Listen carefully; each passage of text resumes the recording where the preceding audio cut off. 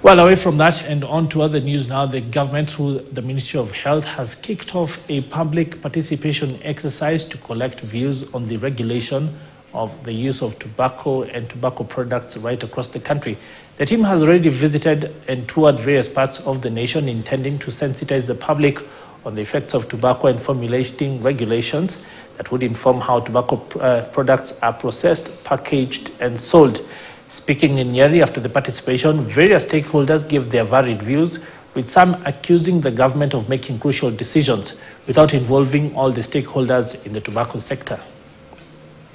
We are calling forth, and we are really telling the people who are in Kenya and who are being hooked up by cigarette smoking that there's hope. There's hope. You can get help that you can quit smoking. And how to do it, as I've said, you handle the physical dependence, you handle the psychological dependence. There are drugs that have been approved by FDA. Example is approved. Varenicline, these are drugs that have been approved by FDA. They can help a smoker to quit smoking. They should also be made affordable and accessible to our smokers. The most concerning issue is lack of consultation on the development process. Yeah, so we get to see these images at the back end. We are made to understand that the images have been developed over a period of 3 years. So it is appalling to us to see that this technical working group has no representation from industry. Yeah, so you wonder then who are they actually making these images for, because the people to implement them are the industry. And in Kisumu, stakeholders have accused the Ministry of Health of laziness in formulating new graphical health warnings for tobacco products. They argue that the proposed warnings lacked research and may not comply with existing laws. Now, the accusation came during a public participation exercise held in the lakeside town. Stakeholders are now urging the government to consider regulations on new innovations in the tobacco industry, such as the less riskier nicotine products.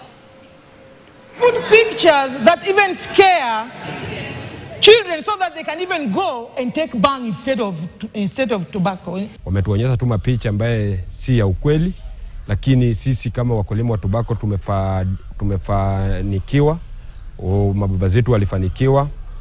Huku kwetu watu wamejenga kwa ajili ya tobacco, wamesoma kwa ajili ya tobacco, wamepata kazi kwa ajili ya tobacco. Tobacco imefaidi watu wengi sana. Na mambo ambaye tumeona leo ni ya kwamba there is a lot of laziness from the Ministry of Health. Kwa sababu kile chenye tumeona ni copy pasting of images in different places. Ni images ambazo zimeletwa ambazo hata zijapita through data protection. Sisi tuliamua kwamba sisi tutasupport the harm reduction campaign because it is a world campaign ambayo imeleta nicotine pouches, imeleta e-cigarettes and what have you. This is the reason, because this is the future. When you look at all the industries, everybody is adopting to technology, everybody is improving. So we are also calling on the government to ensure that they fast track the clearance of nicotine pouches.